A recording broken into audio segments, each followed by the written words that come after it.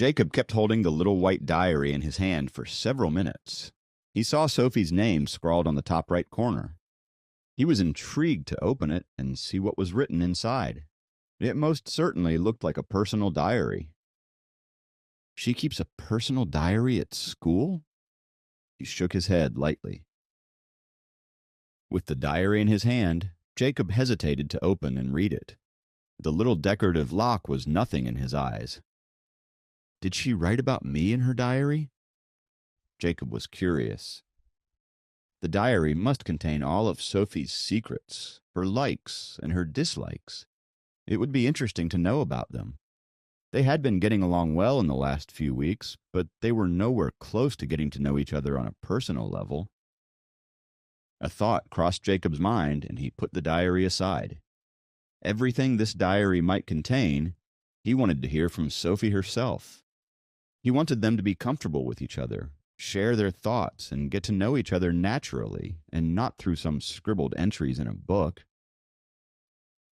He sighed and then continued on with his investigation.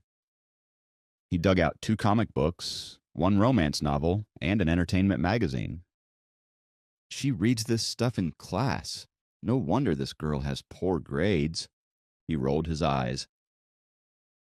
Jacob flipped through the romance novel and quickly lost interest after finding out that it was a cliché story about a handsome guy and a beautiful girl. He rolled his eyes and thought, she definitely has her head up in the clouds. After going through the whole drawer, Jacob finally pulled his hand out and thought about all the little facts he had learned about Sophie today. He was proud of himself for not reading her diary. Jacob was smiling to himself while the guidance counselor was burning with rage. She was noticing him from the first moment, and he had not paid any attention to what she was saying. She was only maintaining her composure because she had to respect Sophie's parents. Otherwise, she would have thrown him out of her class a long time back.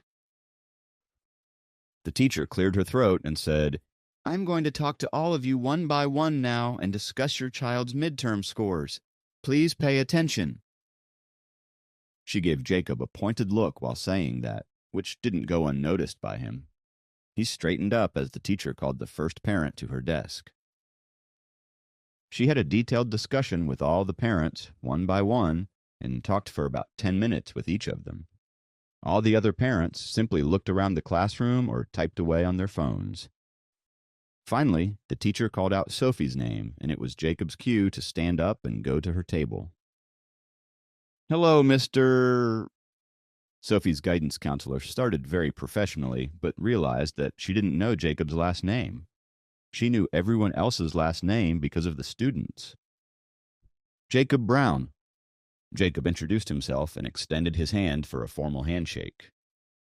The woman looked at his hand for a fleeting moment and completely ignored it. She started again. Hello, Mr. Brown. As Sophie's tutor, you might know that she is not very bright in her academics.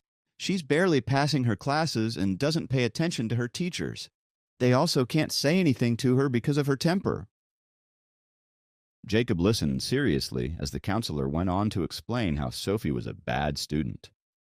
He was nodding at her with a straight face, but was internally laughing when the teacher told him how Sophie's teachers were scared of her. I really thought that she would not graduate high school if she kept this up, but I guess even she realized that and worked hard this time. This is the best score I've seen from her ever since she got into this school. She has good marks in almost all subjects, even grammar, in which she generally gets an F. This time, in all the subjects, she has at least a B. The counselor kept on talking mechanically. But these words made Jacob smile brightly. This was the result of all the hours he had put in with Sophie and her hard work. She really wanted to make her parents proud.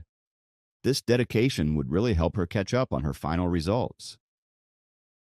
Ignoring the vivid expression on Jacob's face, the class advisor said to him tonelessly, I hope Sophie will continue with her good performance, and I hope you can tell her parents that I hope they will continue their good efforts with Sophie. Feeling ignored by her, Jacob retorted in his mind, Hey, it was mainly due to my efforts that Sophie achieved such great results. There's one other matter that I wanted to discuss with Sophie's parents, ideally her mother, but since you are here, I hope you can pass on my concerns to her." The class advisor started with a grim face. Jacob straightened on hearing this. He was worried about what she might say, as he knew Sophie probably wasn't the most ideal student. He was also worried about how to tell Helen if it was something bad. "What is it?" he asked. "I want to talk to you about Sophie's love life," the class advisor started. "Sophie's love life?" Jacob's heart dropped at the advisor's words. The class advisor said, "You know how common it is for these high schoolers to get into relationships and let it affect their grades. As their advisor, I am concerned about their future, and I don't think it's a good idea to date when they are in school." How is that any of her business? Jacob thought, but nodded to her face and asked, "Is Sophie dating someone?" "Not one, there are several," she answered seriously. "Several?" Jacob was speechless after this, his mouth gaping wide open. He took a moment to recover and decided to not believe it until he had talked to Sophie. "Yes, several," the advisor continued. "There are guys giving love notes and gifts to her all the time, even college freshmen. We really need to address the importance of this issue." Love notes? Jacob was stupefied before he relaxed again.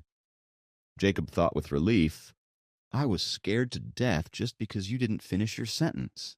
I get it now. She's one of those nosy Orthodox teachers who think they can control a student's life." He mentally rolled his eyes. "Sophie is the most popular student in our school. She is very pretty, and many boys have a crush on her. She receives several gifts daily, and some of the boys even show up in her class to look for her. It's a terrible influence."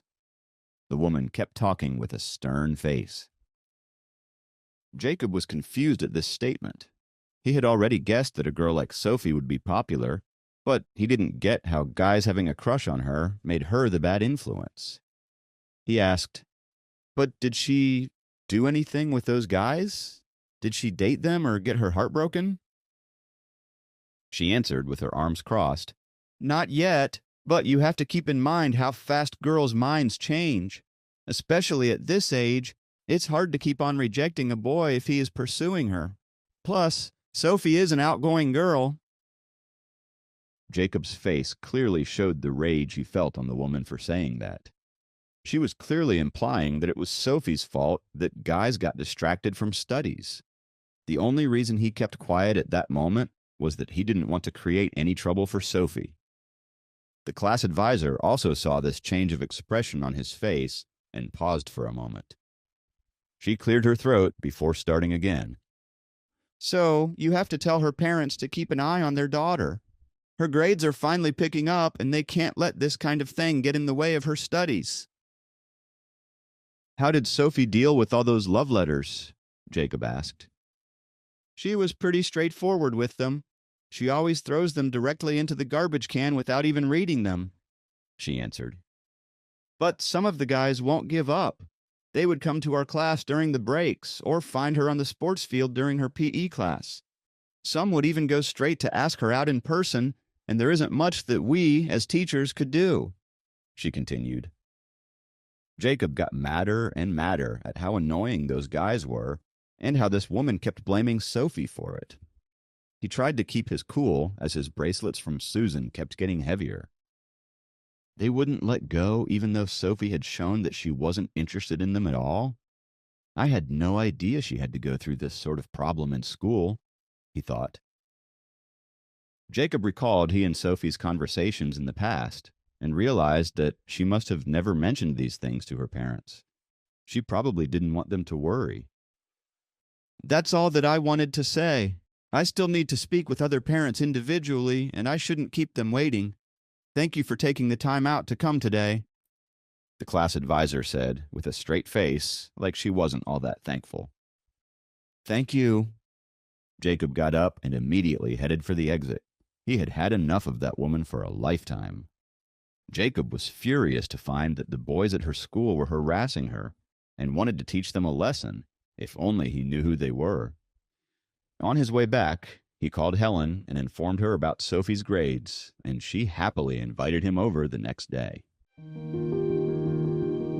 Please subscribe to the Pocket FM YouTube channel and press the bell icon for instant notification. Check out our channel for more such exciting shows.